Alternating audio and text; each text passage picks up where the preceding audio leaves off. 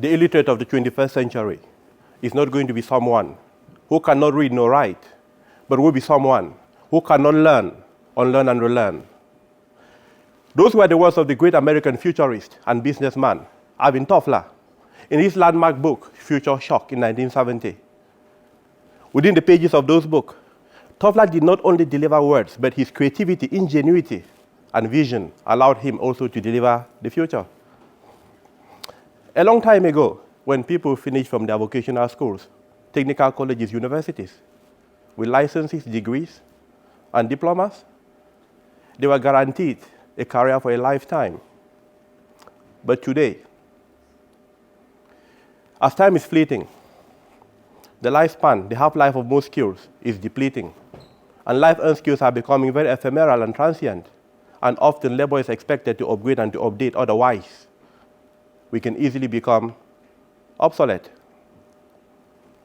Intellectuals today are struggling not only in answering difficult new questions, but are questioning old answers, because some of the answers no longer work in the 21st century. Times are changing. We live in an age of artificial intelligence, automation, global warming, climate change. We've heard of a pandemic and a virus that was even able to defy national boundaries and easy solutions. Coronavirus, COVID-19. And today we hear about terrorism and even the threat of a nuclear war. No wonder many people are apprehensive and they are worried.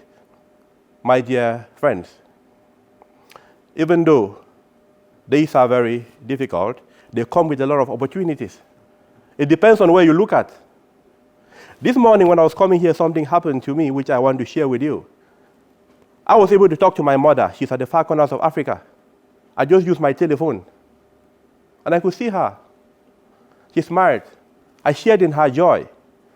Even though I could not share in her meal, but I felt the touch I know when I was growing up. And that has made my day, especially because of who my mom is to me. The journey of my life that today is part of, an important part of, was made possible by the fact that I was raised by a Shiro, by a Hirion. I take pride in telling the world who my mother was and who she is still to me even now. My mother raised me on her own. She was illiterate, but she taught me to have a big dream in the future. She once told me that if I dream big and work hard, there will be no limit to what or who I could become, and that my past can never define my future. She told me that my future resides more in my imagination and not in the memory of the daunting, difficult, and terrible past that sometimes I do not even want to remember. And those words have always been with me. She also told me that as I'm growing up, I should expect that things will change, and that to stay useful in community, I should always also work together with the changes. And part of my talk today is also to harness this. We take it for granted today that you can sit at the comfort of your own room and meet with people remotely and actually connect with them, talk about work, about family, about business, who are at different continents, and you can actually see them. And this has even become more popular at the wake of COVID-19. We think that is normal. That is power right there that we have. What about our aeroplanes? Those iron belts of mystery that have been able to dwarf distance and to put time to change, making the world to become a neighborhood. And hopefully with your help and my help, we can also make the world to become a brotherhood or a sisterhood. About 150 years ago, before the invention of the aeroplane, when people left Africa, for example, and they are going to Europe or to America, they will spend many, many months, especially to America, to cross the Atlantic Ocean. Sometimes the journeys were not even made. Many died, killed by the gale and the storms in the ocean. But today, these distances are being done in less than 24 hours. But we take them for granted, and that is power right there for us. My dear friends, change is the only constant we have in the world. That is the only thing we can vouch for. There will always be changes. And the best we can do for ourselves is to harness those changes, to seek to upgrade and adapt ourselves, to make sure that as the changes takes place, we also change to get the best possible from them. Many things are coming to stay. they will be there. And our relevance will depend on how we adapt to accommodate all of these things. When I look back at the industrial revolutions that happened in the world, especially the one of the 17th century, the second half of the 17th century, where a man called Mr. Watts was able to modify the steam engine. That led to other inventions or creations like the automobile, the locomotive, mechanization of agriculture, the steam engine, and the setup of factories, even as we have them today. It began from that time. Many people were afraid of those changes, especially small farm holders. They were very worried. Imagine a person who was rearing horses to be used for transportation or to draw or drive horse carts. How they were feeling at that time. Transportation was now to be taken over by the locomotive or the automobiles. What about the other farmer who was rearing oxen to use them for the ploughing of farms? Agriculture was now being mechanized. They were afraid. Today, people have similar fear because we stand at the cusp of a great revolution in technology and science. Whether we like it or not, artificial intelligence has come to stay. But when we look back at the days of the Industrial Revolution, up till now, we see that, yes, even though it made people to be afraid, it led to an increase in living standards, improved human welfare, and also life expectancy also increased. The human being has proven to be very adaptable and very capable. And sometimes we fear what is not there.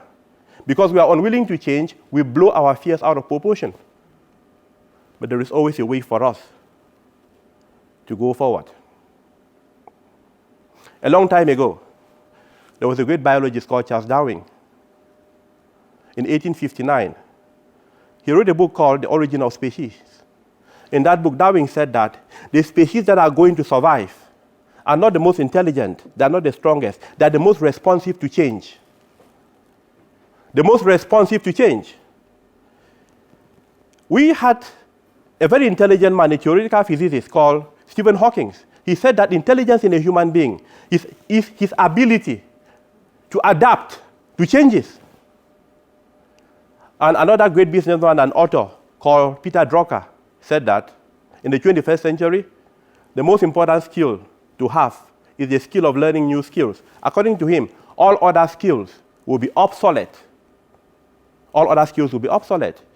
All these three great minds somehow emphasize, underscore, and reiterate the mind of Toffler when he said that in the 21st century, we have to learn, unlearn, and relearn in order to stay relevant. And thankfully, with this theory of neuroplasticity that we have now, pioneered by people like the great William James of Harvard University in his book, Principles of Psychology, and today by another celebrated doctor called Dr. Daniel Amen, and another guy called Dr. Andre Vermeulen. These people explain that, contrary to the olden day view that at a certain age, our brains as humans no longer develop, and that we can no longer develop new brain cells or new brain cell connections, which means that we will no longer be able to learn new skills. Contrary to that, it's been proven beyond empirical evidences that our brains are not a static mass. They can always develop new brain cells and new brain cell connections, that we can always learn, unlearn, and relearn. That with a good mindset, a healthy diet, good sleep, and a firm determination and will to get better, we can always become better. The human brain can change in function and structure depending on intention, attention, and on need. So no one is ever too old to learn and to become better. And there is no better time to learn apart from now. Henry Ford once said that whether you are 20 years or 80 years, when you stop learning, you are old.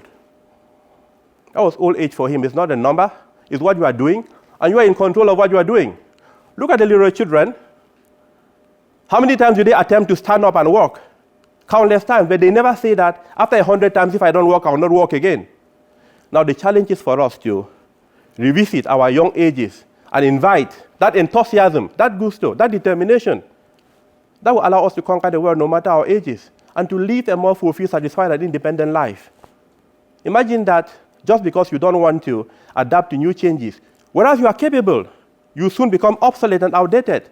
That's not good enough for you, neither for your children or for the people you love. You've got to stay active for them.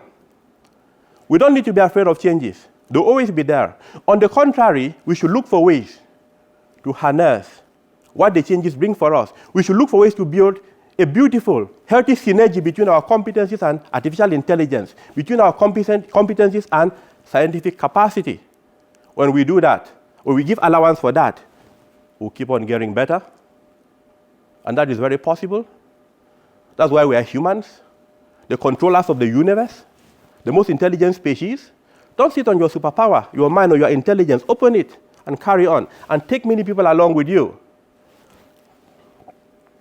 When I began my talk here, I said I had a mother who is in Africa. That great lady is 80-something years old today. And today I can be able to talk to her and really see her. When my mother was a teenager, if she had to talk to someone in this country, she would use a pen. But she would not write, someone would write for her, because she couldn't write. Even though she has a lot of wisdom, she brims with wisdom, but she couldn't write. Sometimes I see that she's seen a lot in her lifetime. A lot of changes have come. Today she can talk to me and see me. I also have a 3-year-old son in this country. He's growing, very, very energetic, charismatic, and very handsome. When I look at my young man, I'm like, when this guy becomes my mother's age, what will he see in the world? Given the fact that things are changing in a very dramatic way. We get up from bed in the morning, another invention is there. What will my son see when he's 80 years old? What changes will science bring for him? What world will he enjoy or be angry about? And what can I do about that? How can I live in such a way that when he is 80 years old, he will still love life the same way I love, if not more? This keeps on moving in my mind. I'm pondering. And sometimes I feel that maybe 80 years from now, man would be able to become a multiplanetary or multistellar species. Maybe 80 years from now, we will be able to transmit electricity without the use of wires, or internet without the use of optic fibers from one continent to the other.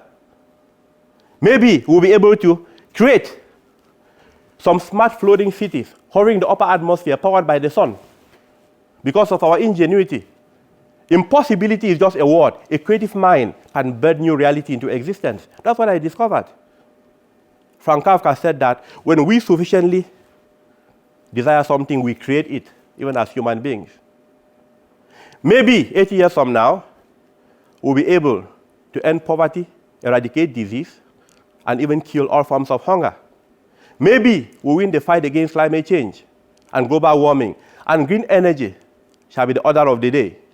Maybe the dream of global peace and universal citizenship shall become a reality.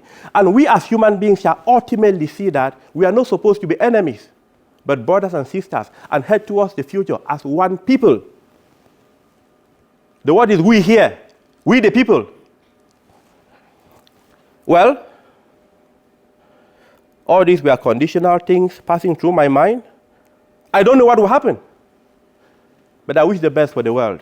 But there is one thing I know for sure, which is that as long as we learn, unlearn and relearn, we'll adapt, adjust, and get the best of any time in human history. So before we go back home today, let us know that there is need for us to harness the changes around and become the best possible that we are meant to be. Thank you.